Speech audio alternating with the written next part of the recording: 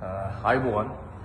ඉතින් ඔන්න මේ ප්‍රකාශය කරන්නේ සෑහෙන කාලයක් ඉවසන් ඉඳලා බැරිම තැන. ඒ කියන්නේ අවශ්‍ය නැහැ. නමුත් මොකද මම එහෙම කවදාවත් එහෙම දේවල් කතා කරන්නේ නැහැ. මේ ෆීල්ඩ් එකේ හැටි මිනිස්සුන්ගේ කැපිලි කෙටලි අපිට වෙනස් කරන්න බෑ.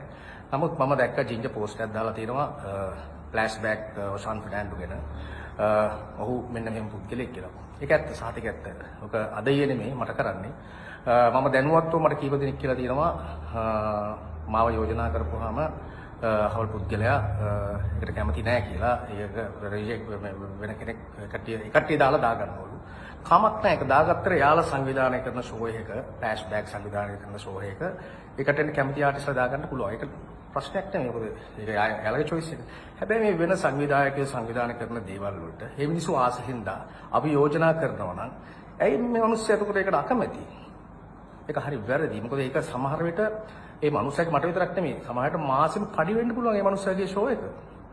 ඒකෙන් ගොඩාක් දේවල් හිතේ ඇති. මොකද කලාකාරයා කියන්නේ එයාගේ වෙන රස්සා නැහැ. එයාගේ සින්දු කියන එක තමයි එයාගේ රස්සාව. සමහරට වෙන ආදායම් මාර්ගයක් නැති වෙන්න පුළුවන්. ඉතින් ඒ වගේ කුජීත වැඩ කරන්න හොඳ නැහැ. ඒ කට්ටිය ප්‍රවීණයි කියාගෙන මම ප්‍රවීණ නම් අපිත් ප්‍රවීණයි. අපි අවුරුදු 25ක් විතර අපිත් මියුසික් කරනවා. අපි චිත්‍රපට වල ඉඳලා ගත්තාම මම සින්දු 150ක් විතර මාත් කියලා තියෙනවා. ඔය එක කාලේ සමකාලීන වෙනා ඒ ටික අපිට වැඩිවල් ඇති. නැතුව මේ දක්ෂතාවයක් කියන එහෙම එකක් නැහැ ඇත්තටම. ඉතින් මම කියන්නේ එහෙම කරන්න එපා. මම දැක්ක ජින්ජර් දාලා තියෙන පෝස්ට් එකක් පව් අවංකව. ඉතින් ආයේ කොන්ද කෙලින් තියාගෙන ඒ ප්‍රකාශ කරපුවා හොඳයි මේ මිනිස්සු ගැන. එහෙම කරන්න එපා. අපිට විතරක් නෙමෙයි මේ රටේ මම හිතන්නේ ආටිස්ට්ලා තව බර ගානකට වැඩේ කරනවා. මම කියන්නේ එයා සංවිධානය කරන ෂෝ එකකට අපි ඕනේ නැහැ. හැබැයි අර වෙන මිනිස්සු සංවිධානය කරන මිනිස්සු අපි යෝජනා කරොත් ඒක ඔයා රිජෙක්ට් කරන්න එපා. ඔයා එහෙම කරන්න ඔයාට අයිතියක් නැහැ. හැබැයි මම මේ නිල වශයෙන් ප්‍රකාශ කරනවා මගේ ජීවිතේටවත් ආයි මම ෆ්ලෑෂ්බැක් කියලා සංගීත කණ්ඩායමේ සින්දු කියන්නේ නැහැ. මාව කවුරු හරි යෝජනා කරත් මම මේ ගත්ත තීරණයක් මොකද ඔයාගේ බෑන්ඩ් එක එන ලොකු බෑන්ඩ් එකක් නෙමෙයි. ඔයාලා කටුකාපු ඒවා ඔයාලා කියනවා නම් දැන් මෙන්න මෙහෙමයි කියලා. ඒක වැරදි ඔයාලා. ඔයාලා ආපු තැන හොඳයි අපි සතුටුයි. නමුත් ඔයාලා වටපිටා හිටිය ඔයාලත් එක්ක සමකාලීනව හිටිය මිනිස්සු එහෙම අමතක කරන්න එපා. යාලා මිනිස්සු ෂෝ එකකට යෝජනා කරනවා නම් ඒ කට්ටියන් ගෙන්න ගන්න ඔයාලා.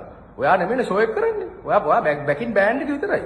ඉතින් එහෙම පොඩ්ඩක් ඔයා ඒක තීරණය කරන්න මේ කොහොමත් මම දන්නේ නැහැ මං හිතන්නේ මේ කලාකාරයෝ ගොඩක් වොයිස් කට් දෙයි. ජින්ජර් වොයිස් කට් එකට එහෙම අසාධාරණ නිච්ච මම හිතනවා ඒක කොන්දක් තියනවා නම් කියපියෝ මේ මම නම් කවදාවත් ආයි ෆ්ලෑෂ්බැක් සංගීත කණ්ඩායමත් ගීත ගායනා කරන්න දෙන්නේ නැහැ. මට මගේ ගමනක් තියෙනවා. මට කොහොමත් අවශ්‍යතාවයක් නැහැ.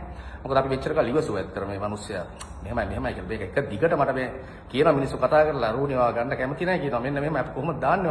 එයා ලිස්ට් එකක් දෙනවා. එයාගේ මෙන්න මෙහෙම දාගන්න ඕනේ මෙහෙම දාගන්න ඕනේ. ඔයා දාගන්න ඔයා සංවිධානය කරන ෂෝ එක. වෙන මිනිස්සු සංවිධානය කරන ෂෝ වලට ඔයා ඇගිලි ගහන්න එපා. ඔයා බැකින් බෑන්ඩ් එකක් විතරයි කියන ඔයා මතක තියාගන්න. ඔයාලට සල්ලි දෙන්නේ ඔයාලට සල්ලි දීලා ගේන්නේ අපරත් සල්ලි දීලා ගේන්නේ. හරි?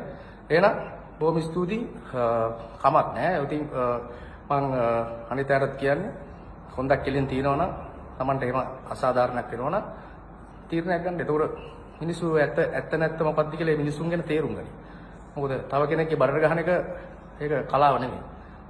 අපි මේ මෙච්චර කල් ඉවසුවේ මේ මිනිස්සු මේ මිනිස්සයා ඒක යා පෙන්නන ඇතුලේ ඉන්න වෙන මිනිස්සෙක්. ඉතින් කම නැහැ ජයව. එහෙනම් හැමෝටම සුබ දවසක්.